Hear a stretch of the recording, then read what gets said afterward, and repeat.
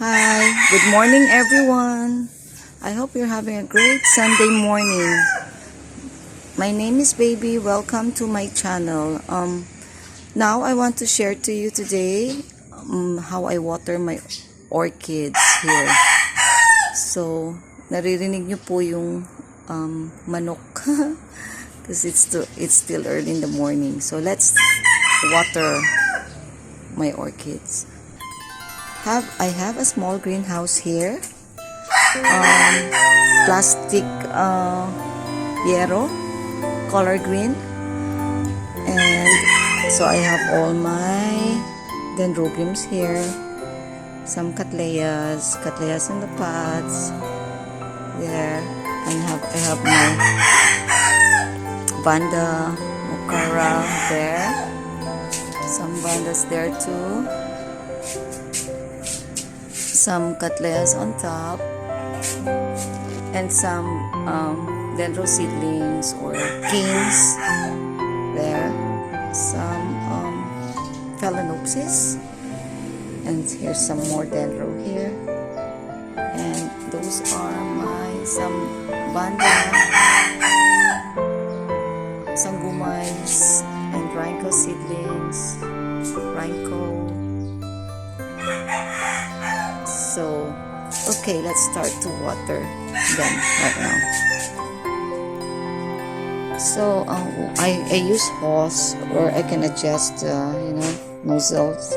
I mean, gusto nyo nakaganyan or ganon. So, usually I use like this. So, let's water them. What I did is, I separated the orchids that doesn't need to be watered every day. For example, these dendrobiums. Sometimes I only water them every other day kasi masyado siyang nababasa. So, separate ko sila dyan. So, it's okay to wet all the leaves, everything. Kasi mahirap makontrol ang hose, ang tubig. But if you water them early in the morning, it's okay, right? Kasi before nighttime, they will dry. So, it's fine. So, some cattleyas there. Hindi ko tinatagalan minsan kasi baka may basa pa. Hindi ko kasi ma-check malayo. So, here's some cattleyas na basket. This one, it's okay kasi depende sa medyang gamit. So, here's some, yung pinapatubo kong mga cane ng dendrobium. Yung iba, seedlings na freebies from my orders. Yan. So, pinapalaki ko lang sila. Yung iba, seedlings na in-order ko. Inipit ko lang sa bunot. It's okay. Kasi, I'm sure sa init ng panahon at so windy here in our location, they will dry by night time. So, ito yung mga phalaenopsis ko. Tinry kong ilagay dun sa hanging pot, yung dinidikit lang sa wall. Here's some of my cattleyas. Yeah, pure hygroton. And moss on top. So, niripat ko yan. Tinry ko tong lagayan na to. So, here's my Vanda, my favorite one. My first Vanda, it's Diamond. I forgot the full name, but I called her Diami. So, this is my favorite Vanda. Before, I don't collect Vandas, but when I saw this one, I fell in love and I started collecting Vandas. So, siya pa rin ang unang nag-bloom. Second bloom. So, here she is. So, if there's a flower, I'm very careful not, trying not to wet the flower. So, sa roots lang talaga. So, here you are. So, inihinaan ko lang yung hose ko. Tapos, inaano ko yung roots. Ayan. Hanggang sa maging dark green or jade green ang roots. Ibig sabihin, absorb na siya ng tubig. So, minsan, try ko na water lang siya, ganyan, pag nag-dark green. Tapos, look at this one. So, ito naman yung vanda na wala pa siyang bulaklak. So, if like this, lahat yan, binabasa ko from leaves, from top to bottom. I wash the leaves. Kasi, maalikabok din di ba? So, then, sometimes I, water the roots longer like that. So I flash it. Nalakasan ko yung tubig para ma-flash yung kung ano mang meron doon. So ito pa. So tingnan nyo po yung leaves niya hindi yan sa minsan siguro sa hindi ko sure yung water ko dito if it's hard or soft, but I don't have an option. So because I have a lot of orchids, so I need to use tap water to water them. So here, look at itong roots na to po, di ba puti? So pag diniligan nyo siya ng matagal, magiging, ayan na, sige, tanggalan natin. Minsan ang tagal, di ba? Yung ibang roots, easily na nagtuturn siya ng dark green. So ito white pa rin, so hindi pa rin siya. So minsan, ginagawa ko, binabalikan ko na lang. So, ang ginawa ko sa mini greenhouse ko, separate ko yung mga, halimbawa, tulad nitong mga vanda or na seedlings, yan, sa isang lugar. Yung rhinco seedlings, yung maano silang mahilig sila sa tubig, or I need to water once or at least twice a day. At least once a day.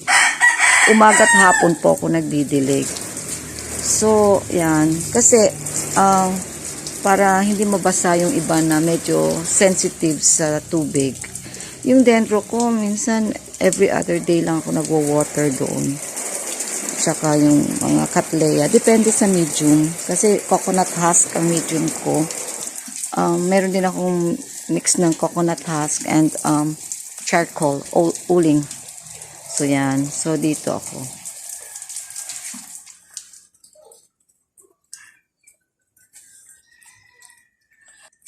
So, ito yung rhinco ko na kabibili lang. So, yan, medyo mahina lang ang tubig. Very careful mag-water para wag mabasa yung bulaklak.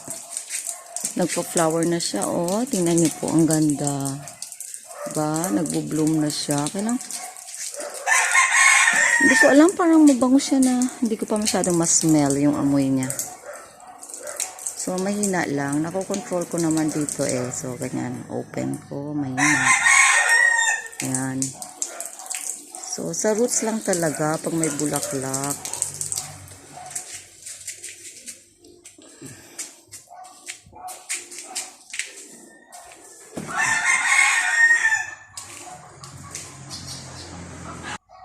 So, ito naman yung Phalaenopsis ko na may leaf rot. So, may very careful talaga sa pag-water. So, tingnan natin kung kailangan talaga siyang i-water na. Nakikita nyo, medyo green pa yung silvery green yung roots niya. Kailangan ko na nga siyang i-repot. Kaya lang, I think I'll wait. Because this is, she's under treatment right now. So, ayokong mabasa. So, let's check. So when I check my Phalaenopsis first if it really needs to be watered. So I stick my finger here like this, and then I check if it's wet, still wet. I think it's still wet. So my moisture pa. So I won't water this one right now. But usually I water them here under the faucet. Nafa-flush siya. So dyan siya muna ngayon. Under observation or treatment, isolation, under isolation. I almost forgot to tell you how I water my dendrobium in the driftwood. So, ganun din. This one, I need to water them twice a day, morning and afternoon. So, yan. Medyo nakakasilaw na po, kaya pasensya na. Hindi ko masyadong ano ang camera. So, yan. Hindi ako masyadong lucky sa pagkakaroon ng dendrobium sa driftwood. There's some dancing lady there too. Kasi parang pag nasa labas sila, kung hindi sila magkaka-leaf burn, daming peste. Pag under the banana tree sila eh. So, kinakain yung mga dahon. So, here's my Cattleya. So, I have them here in the front porch. So, I water her, I don't know, I don't think it's once a day, as long as I'll check the media if it's dry. I think this one needs watering, so what I do is I place the water in the bucket, small bucket, and submerge. So medyo masyadong yan, hanggang sa root tips lang. So tingnan nyo po, bumubula. Ibig sabihin, kailangan niya ng tubig. Nag-absorb na yung coconut husk. So iwan ko siya dyan for 10 to 15 minutes. Pag hindi na siya bumula, ibig sabihin, tapos na siyang mag-absorb ng tubig. And here are some of my Phalaenopsis seedlings. So let's water them. Itong seedlings na to, mini-mist ko lang pag nag-water ako. Siguro once a month, sinasubmerge ko sila sa isang tubig, yung konti lang hanggang liig. Pero every day, every morning, mini-mist ko lang sila. So, usually ang mist ko niyan sa roots lang. Pero it's okay na medyo mabasa yung leaves, yung crown. Kasi it's too early in the morning. So, yan. Mist ko yan paikot sa roots. Ito. Yan. Wala kasing, hindi ko dala yung aking stand sa phone. Kaya hindi ko mapakita. Pero usually, pinapaikutan ko yan ng misting. Kasi ang mist sa kanila, enough na eh. So, tingnan natin yung na-mist ko na minsan inaano ko sa gilid lang ng cup. So, tingnan natin kung enough ba. So, tinitingnan ko yan. Look at like that. So, tinitingnan ko medyo basa ba. Ayun, di ba? Nakikita nyo medyo yung basa niya umano. So, medyo kulang pa kasi dapat yung basa niya, makikita nyo hanggang saan umabot dito. Hindi umabot dito. So, patuloy ko pa rin yung imi-mist hanggang sa masaturate yung media. Sabi ko nga, kung pwedeng iwasan na wag mabasa ang leaves, okay lang. Pero kung so early in the morning and sa climate natin na masyadong windy and mainit, it's okay. Matutuyo yan. Check nyo lang bago matulog or the afternoon kung dry ba siya. For sure, dry yan. So, once a day lang po ako nagdidilig ng Phalaenopsis seedlings ko.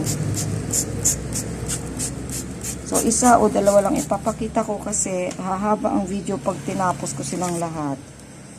So, ayan.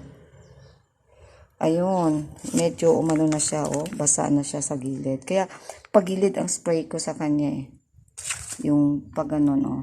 Yung doon papunta sa pagkatapos kong spray yung roots niya sa gilid naman para bumaba yung tubig.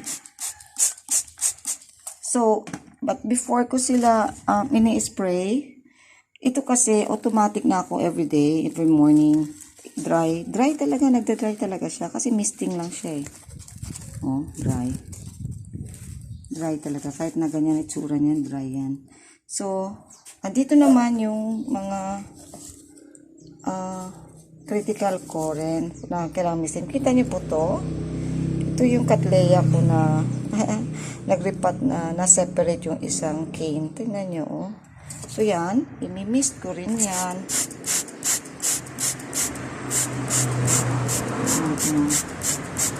Iniwalay ko sila sa iba. Nirepat ko to nung 222. Ayan, may ugat na siya. Hindi ako nagtatapon ng kahit anong orchids.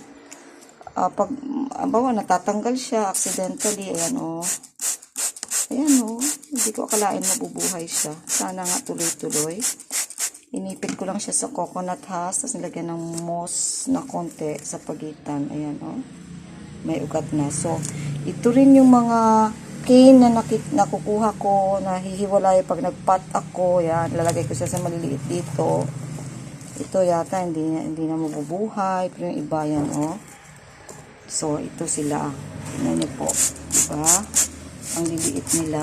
So, nilalagay ko lang sila dyan. Malay mo, mabuhay. Ito, tingnan niyo po. Oh. Ayan. Bubuhay na siya. So, yan po. So, dito sa aking porch, umiinit dito, nasisinagan sila ng konti. So, ito, mukhang tapos na siyang mag-absorb ng water. Hindi na siya bumubula. So, tatanggalin ko na siya. So, kasi, di ba messy masyado pag palaging basa, lalo na medyo indoor na. Mayroon ako ditong, diyan ko siya nilalagay. Yan tumutulog. Yan siya tutulog. Malapit ng yung bulaklak niya o malanta. Pero ang bango po niya. So diyan muna siya. So itong malalaki na to, yun din, malaking balde na malalagyan ko niyan.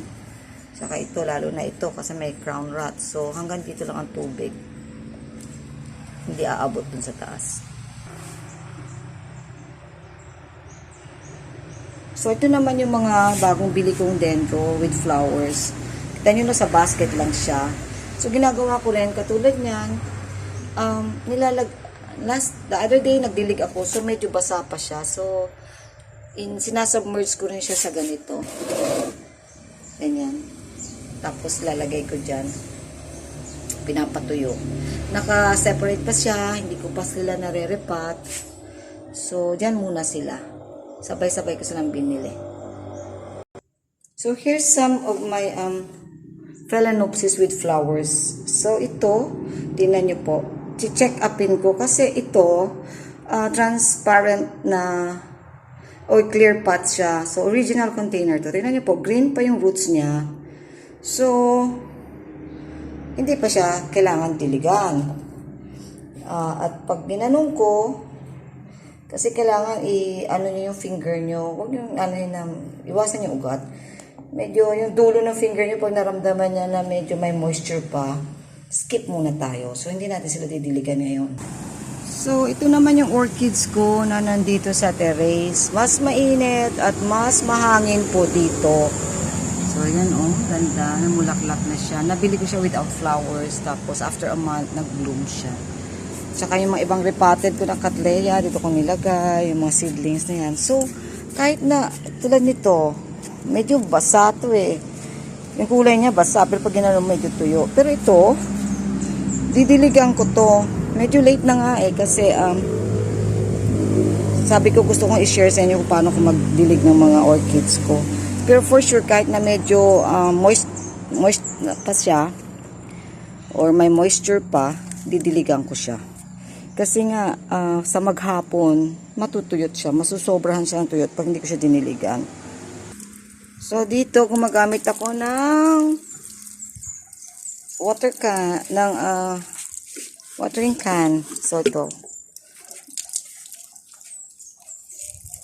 Yan. So, yan. Nandyan din yung mga seedlings kong iba na pinapapropagate. Minsan kasi, pag halimbawa nagre-repat ako, yung mga kailangan kong bantayan talaga, I need to closely watch some of them. So, I place them in a location where I can easily see them. So, yan. So, dito, wala rin problema. Kahit mabasa po yung leaves niya, crown niya. Walang problema kasi,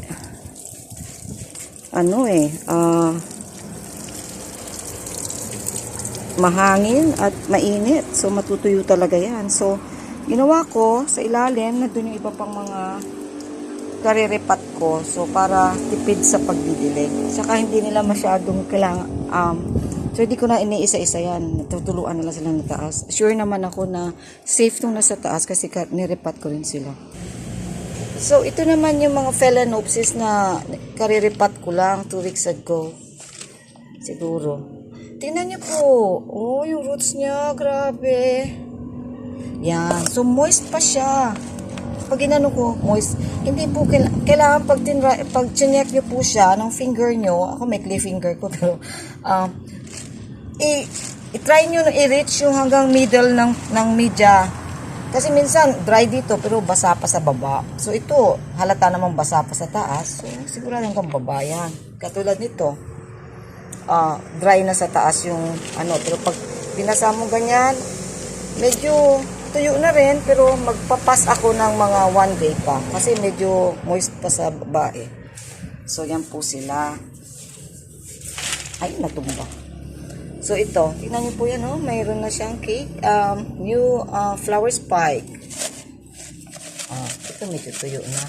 Sigurado, tomorrow, didiligan ko to. So, magkakaroon ako ng separate video para lang talaga sa Phalaenopsis. Ito, malaki na yung spike niya, oh. Flower spike. Yan. So, yan. Check ko po. So, yun lamang po.